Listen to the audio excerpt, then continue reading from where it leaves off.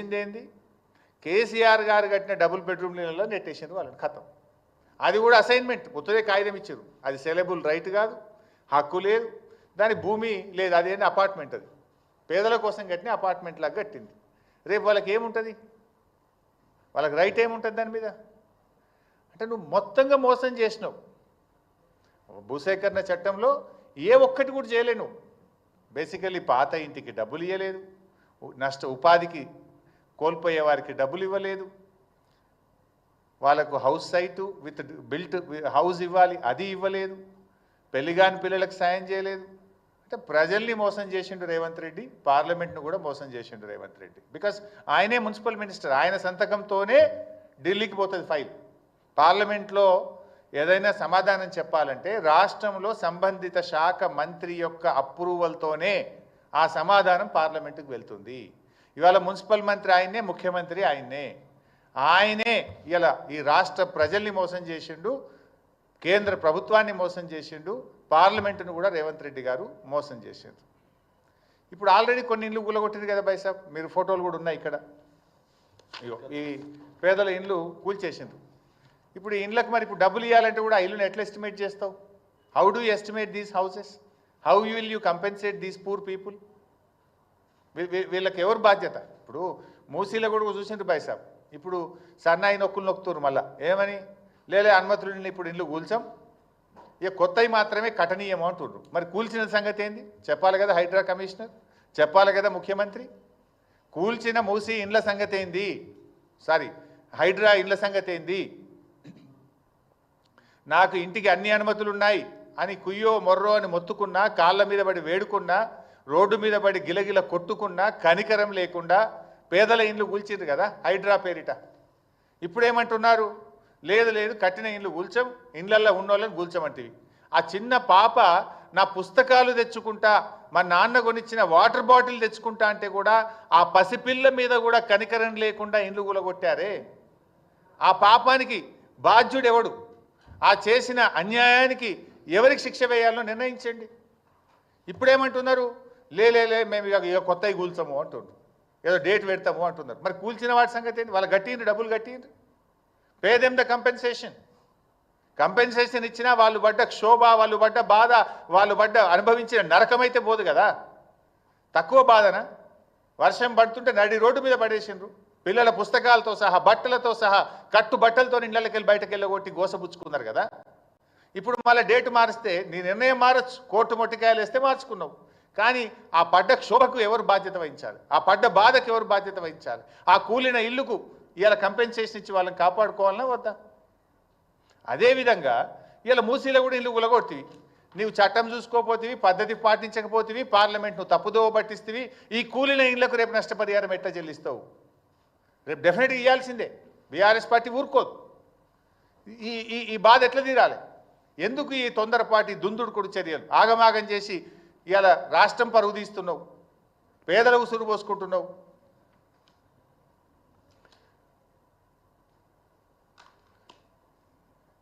ఇవాళ ఇంకో చిన్న ఎగ్జాంపుల్ కూడా చెప్పాలి మీకు. ఎక్కడ కూల్చింది వీళ్ళు? దాదాపు శంకర్ నగర్, వినాయక్ స్ట్రీట్, ఇట్లా ఒక 4-5 చోట్ల సబ్జెక్టు కరెక్షన్ ఒక 280 మందిని ఖాళీ చేయించి డబుల్ బెడ్రూమ్ ఇళ్లకు పంపించినట్టుగా టీవీలో పేపర్లో చూశాను. Almost 280 families.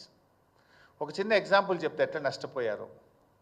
ఓల్డ్ మలక్పేట్లో శంకర్ నగర్లో ముజాహిద్ అనే ఒక ఆయన నివాసం ఉంటుండే. ఆయన పేరు ముజాహిద్, ఆయన భార్య పేరు షాహీన్ బేగం, ఆయన భార్య పేరు. సో షాహీన్ బేగం ముజాహిద్కు 3 కొడుకులు, 1 బిడ్డ. అందరికీ పెళ్ళిళ్ళు అయినాయి. అంటే 4 భార్యలు, 4 భర్తలు, అంటే వాళ్ళు 8 మంది, వీళ్ళు తల్లి తండ్రి 10 మంది, వాళ్ళకు పుట్టిన పిల్లలు కలిపి 16 మంది ఉంటున్నారు ఆ ఇంట్లో. ఓల్డ్ మలక్పేట్, శంకర్ నగర్, ఒక ఇంట్లో మూసి దాంట్లో 16 మంది ఉంటున్నారు. వీళ్ళు పోయినరు, ఆ ఇల్లు కూలగొట్టి డబుల్ బెడ్రూమ్ ఇచ్చిండ్రు. ఆ డబుల్ బెడ్రూమ్లో 16 మంది ఉండగలుగుతారా? వాళ్ళు ఉంటున్న మూసి ఇంట్లో 8 గదులు ఉన్నాయి. 8 గదుల్లో 5 కుటుంబాలు బతుకుతున్నాయి. 3 కొడుకులు, 1 బిడ్డ, తల్లి తండ్రి. 8 గదుల ఇంట్లో 16 మంది నివసిస్తుంటే ఆ ఇల్లు కూలగొట్టి ఒక డబుల్ బెడ్రూమ్ ఇచ్చి మీరు వెళ్ళిపోండి అన్నారు. ఆ పాత ఇంటికి రూపాయి ఇయ్యలే.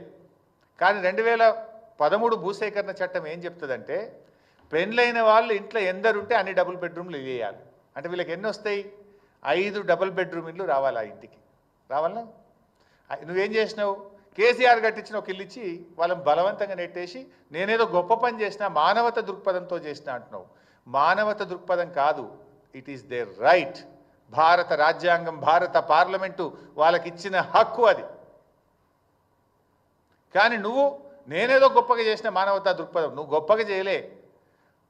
చట్టానికి తూట్లు పొడిచినావు, పేదల కండ్లు పొడిచినావు నువ్వు, పేదల ఉసురు పోసుకున్నావు నువ్వు.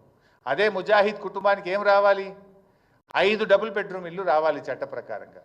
5 × 7,50,000 ప్రతి కుటుంబానికి 7,50,000 ఉపాధి కోల్పోయింది కనుక డబ్బు ఇవ్వాలి. అంటే 37.5 లక్షల రూపాయల డబ్బు ఆ కుటుంబానికి రావాలి.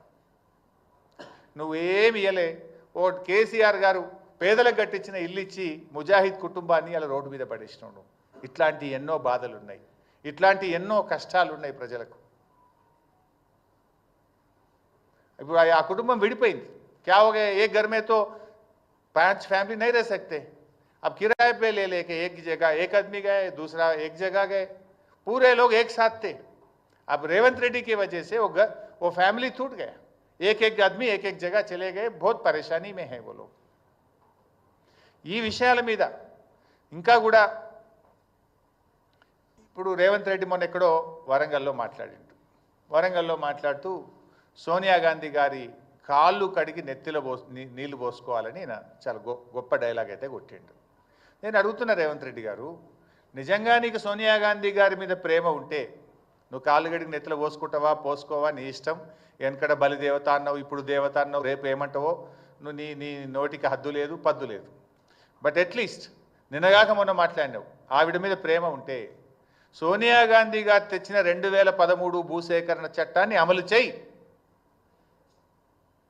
వారు తెచ్చిన చట్టానికి ఎందుకు తూట్లు పడుస్తున్నావు నేను అడుగుతా ఉన్నా. నేను చట్టానికి వ్యతిరేకంగా వెళ్తా, పేదల్ని నడి రోడ్డు మీద పడేస్తా, సోనియా గాంధీ కాళ్ళు కడిగి నెత్తిలో నీళ్ళు పోసుకుంటా నడుస్తుందా? సోనియా గాంధీ గారు తెచ్చిన చట్టాన్ని ఏమో అమలు చేయవు. నీకు నిజంగా సోనియా గాంధీ గారి మీద గౌరవం ఉంటే, ప్రేమ ఉంటే, మీ కాంగ్రెస్ పార్టీ తెచ్చిన చట్టం, సోనియా గాంధీ గారు తెచ్చిన చట్టం 2013 అమలు చేయి. నువ్వు ప్రజలను మోసం, దేశాన్ని మోసం, పార్లమెంట్ను మోసం, సోనియా గాంధీని మోసం, అందరినీ మోసం చేసినావు నువ్వు.